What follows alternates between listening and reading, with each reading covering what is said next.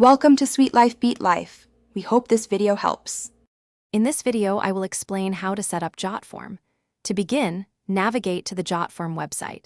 You can choose between a free account or one of their paid subscription plans, offering various features. Simply enter your email address and create a strong, unique password. After this, you will receive a confirmation email.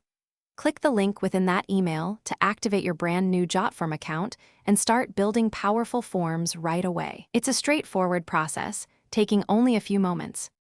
Now that your account is ready, let's create your first form.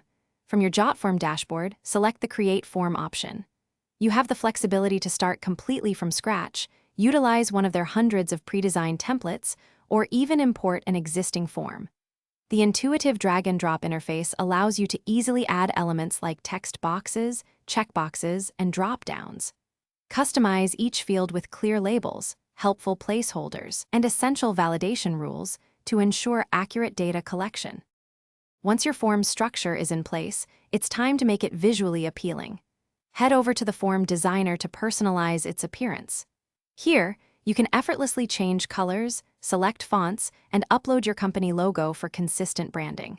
Adjust the form layout and spacing to ensure optimal readability and a professional look. JotForm offers many pre-designed themes, or you can unleash your creativity and craft your own unique custom styles to perfectly match your brand's aesthetic. With your form designed and ready, the final step is to publish and share it with your audience. Navigate to the Publish tab to explore all your sharing options.